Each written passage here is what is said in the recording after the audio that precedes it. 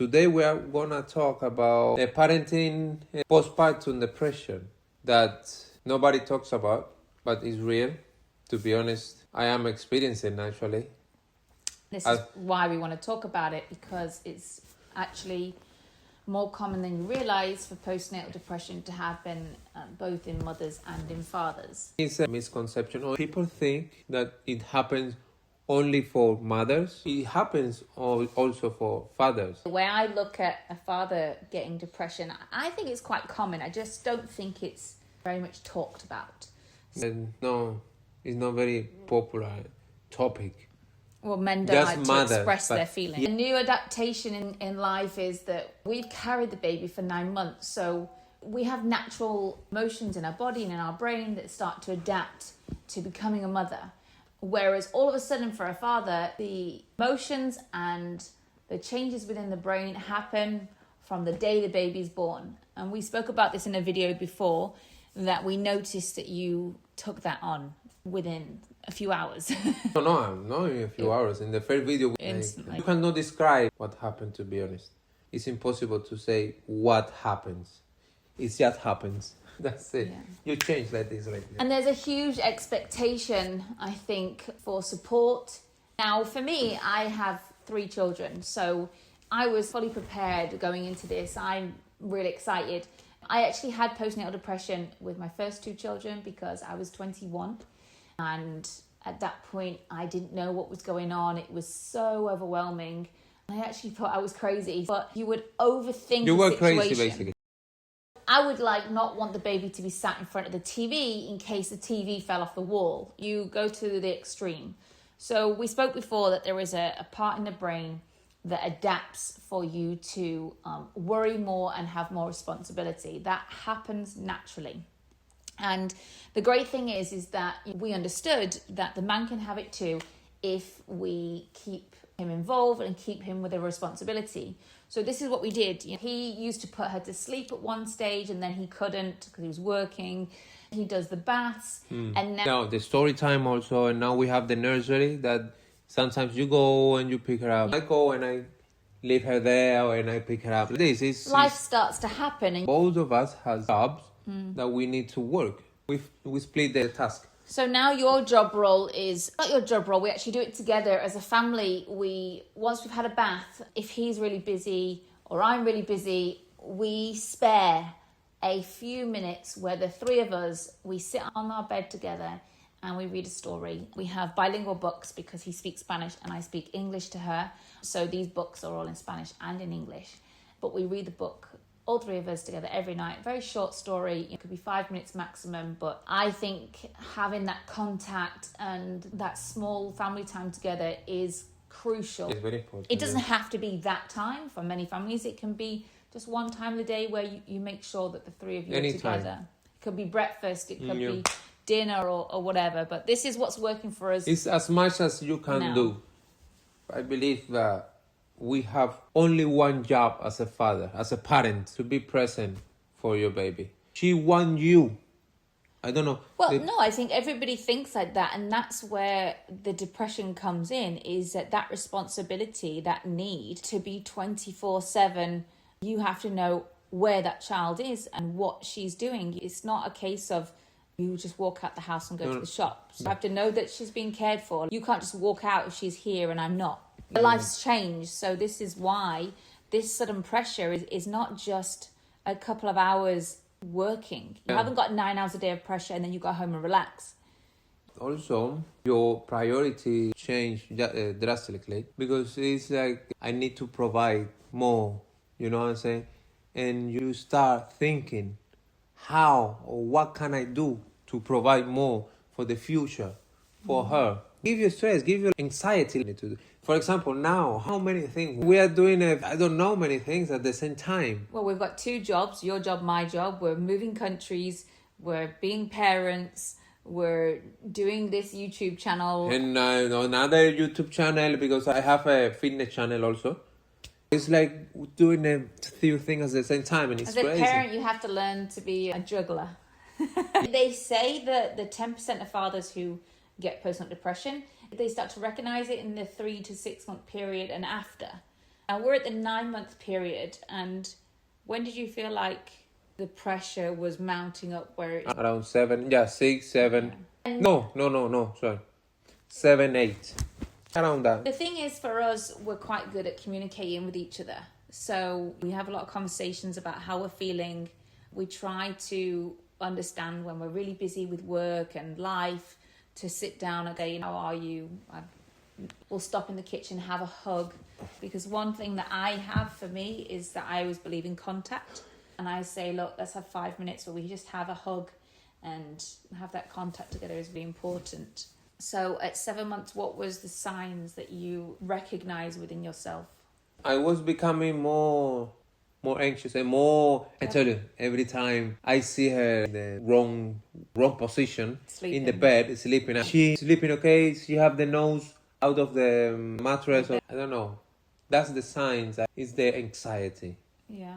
So that's at nighttime. Did you feel it when you were leaving the house, or did you feel like a bit of a release? No, I feel relieved when I leave the house because I know she's here.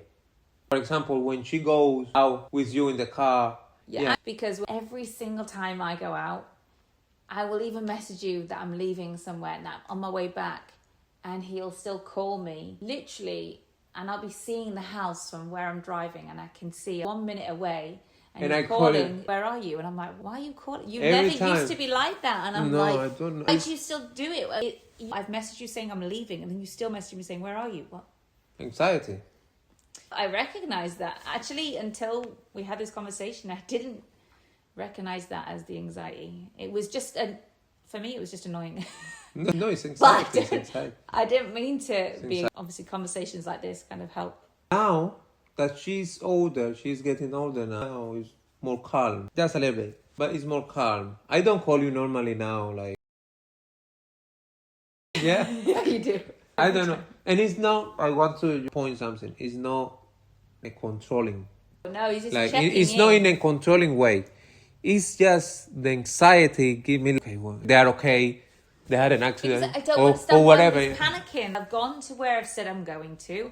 I've come straight back from there. As well, when you have a baby, maybe it's just me, I don't know. Maybe you can write in the comments whether it's you as well. But I lose all sense of time. I don't touch my phone as much as I used to. I lose it all the time. I never charge it because I'm so focused on... No, it's not, of course. So for me, I go somewhere, let's say, right, I'm going to go for a couple of hours here, play with her in a play area, and we get lost into the playing. And then I look at the time and I go, oh, damn, I was meant to leave like half an hour ago.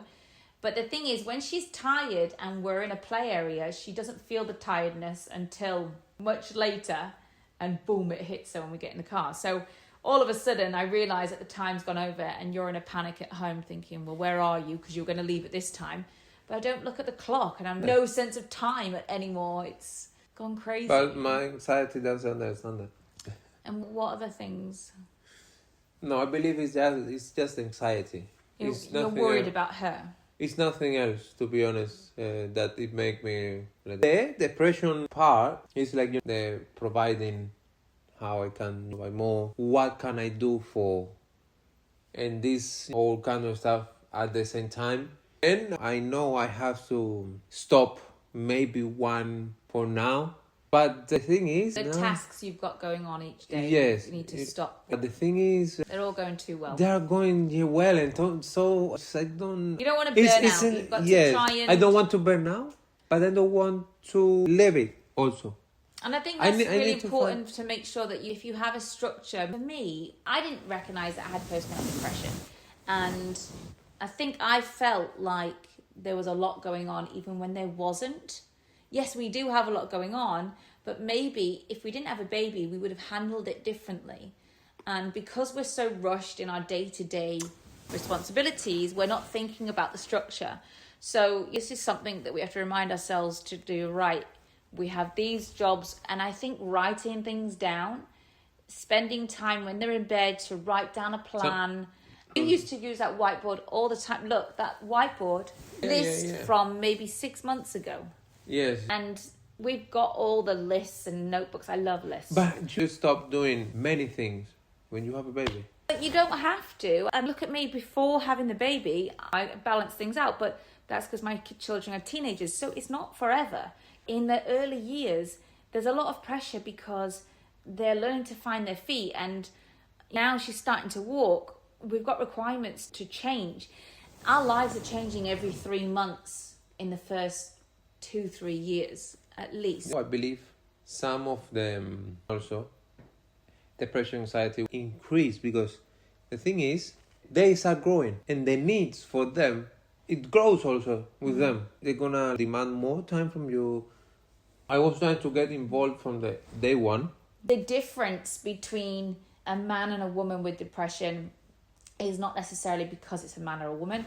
The difference is between people. Everybody shows depression in different ways. And for me, I was overthinking lots of areas.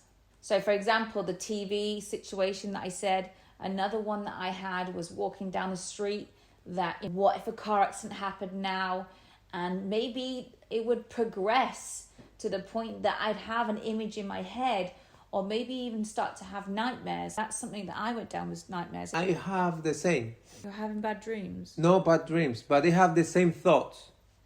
When I'm driving home, you're thinking that... Yes, and if she's on the floor, and the jar with the flowers falls and on her head, you know, it's like something like this, or I don't know. This kind of thought. Now but I didn't realize you got thoughts like that. Now I cannot recall every situation, but it's this kind of situation. What is going on? And yes, I have the same thought. So you can have vivid thoughts. Sometimes I don't believe in hallucinations where you see things, where you think something very real. Like we said, you think and you picture it in your head, the vase falling off the side, or the TV falling off the wall. There is something that I do. I don't know. I am sure I'm not the only one that does this. But every time I go up, I need to check if she's breathing or not. I don't know. Everybody does this. I put my finger under her nose to feel her breath, or I touch her chest to feel... Like this. I touch her here. That's why you wake her every time. You could just hover to feel it hit your hand. I believe that in the beginning that you was more distant from me. I think we got into a routine of being so busy with her and you being so busy in your thoughts that I often said to you, can you hear me? Hello? Earth to Daryl? And I found it hard to have a conversation with you because you just didn't answer. Maybe. Did you notice it? No. Like the conversation we had the other day, I wasn't doing it without that intention. No, I never believe that you're doing it with an intention, because that you're not being malicious by ignoring me. Now, the problem with that is that when it was too much and you were doing it over and over again, it's because you was too far in your head.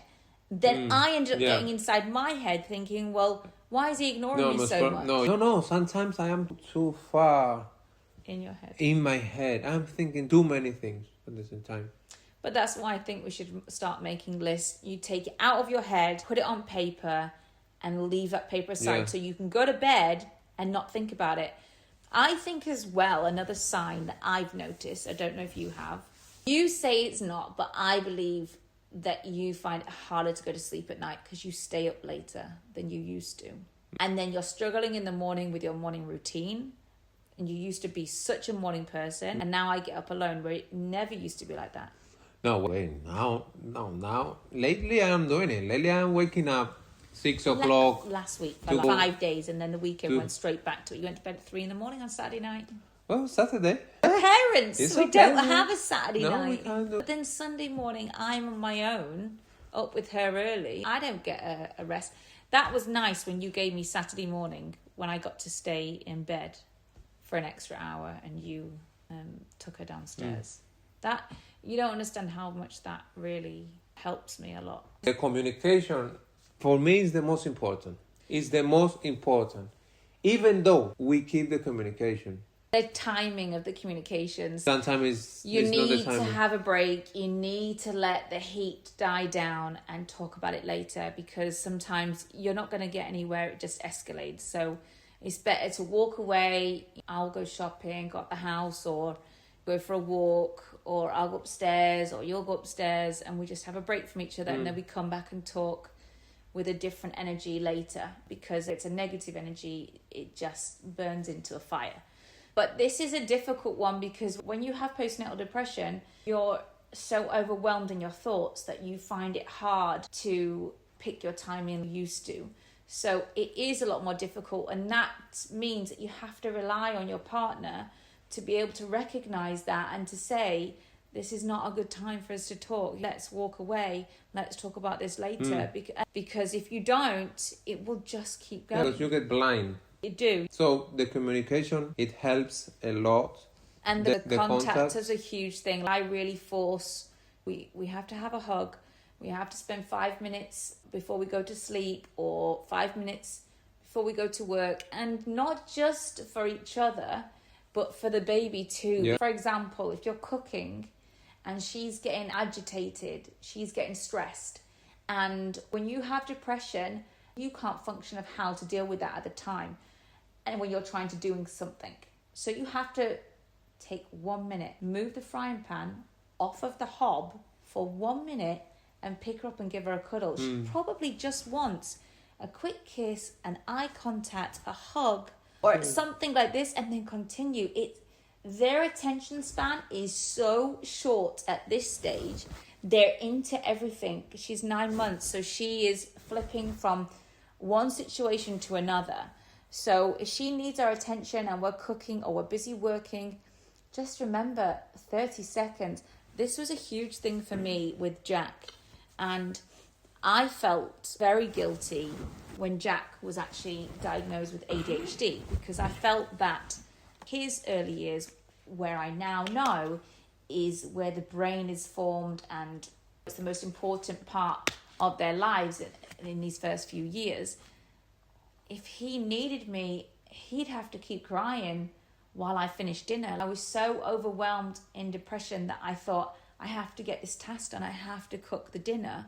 He has to wait. But also back then it was a different time. Back then was let them cry. And we don't believe in that at all. We're very much, depression aside, family aside, when we got together, we're very much, let's talk, let's be calm, let's find the peace. It's very important for both of you, when everything comes down, taking some time for both of you. Or maybe we were planning the other day, go in a date, by the lunch date, because we have to go with the baby. Just this kind of stuff. Go for a date or go out, but together. And sometimes actually what's quite refreshing, and change of environment helps. One thing that we like to do, generally on a Saturday we do it, is really nice that we go to the supermarket together. So most of the time we'll do an internet shop to get the bulk of things, but then we'll go and pick up the things we want to get, fruit and things we want to pick by hand. But when we do that, first of all, it's a chore that I cannot be bothered to do. But when we do it together, it doesn't really feel too much of a chore. It feels like a bit of an outing. Like that we go to the supermarket together and we're picking food and and it doesn't feel as dramatic as going on your own with the baby, and it doesn't feel so rushed when you're trying to do it in the week when there's work on. So Saturday morning, get down to a fruit market or go to the supermarket, maybe even stop in the supermarket cafe and have a coffee, have a cake, definitely have chocolate. We have so many things going on in our life that we don't stop for a minute to think about how we're feeling. But I dare you to stop for a minute in the night when nobody's talking. Stop the TV, stop the computer, stop the phone, put everything aside and just sit and start thinking how I feel today and what I feel. So you can start discovering yourself. You can start watching yourself, what your thoughts are, how you're feeling, what your is something that I do. It's just... How do you feel about talking about it publicly? I don't mind. It's good. But saying it out loud makes a huge difference. Because things that we've talked about now, we didn't talk about when we was alone. We've talked about a lot of things, of course, we knew about a lot of this, but there's little things we've picked up on in this conversation that has changed things for us, for sure. I didn't realise that you had similar things to what I had. And I was feeling the same. I was feeling like, I am the only one feeling this? Or I think sometimes, man, I think I'm crazy. I think I'm crazy. I'm getting crazy. I need to go to a hospital. I don't know. And no, I'm not alone. That's good. And the thing is, depression can be quite dark. I felt very alone, and I felt like nobody understood me back then. And I took some dark routes back then, but I was very young. So it was a different time. There was different You know what type of happened? support. You know what happened with that? I believe that we do all this kind when we feel depressed to cover the pain we have, to Yeah. cover the pain you are passing through. You do crazy things, but the reality is not. You need to confront the pain. You need to invite the pain to say, like, pass through me. I will understand the pain. I will understand what happened with me, and I will let you go. And after, you can feel nice again. And you said to me once about, I really hope that you start to feel worse, so you start to do Yes. something about it. If I wish this gonna sound harsh, I wish that pain and that depression start and get worse. That's the only way you're gonna make conscience of the pain you are passing through. There is no other way. If you escape, how many times you escape from that depression or from that pain, escaping the minute you're going out, doing that, whatever you wanted to do, and after you feel depressed again, for the same reason you were depressed before. So, is something wrong there? So, the path is not that one. What will happen is you become more depressed to the point that your brain starts to activate a motivation. There will be a motivation at some point, but unfortunately, it sometimes has to get worse to get better. I am referring now to men that we think, and I don't know, culture taught us that we need to be the strongest. We cannot cry. We need to be the providers, and we need to do this, and we need to do that. We need to be maximum. And that's not true. Cry if you need to cry. Be depressed if you need to be depressed. There is nothing wrong with it. Stop thinking like this old school, you need to be the man of the, you need to be, no, it's not like that. It's not like that anymore because our parents, our culture, everything. But it's not like that anymore. You need to be conscious about it. Your baby doesn't need perfect parents. Your baby needs parents who are still here, still trying, and still talking. That's it.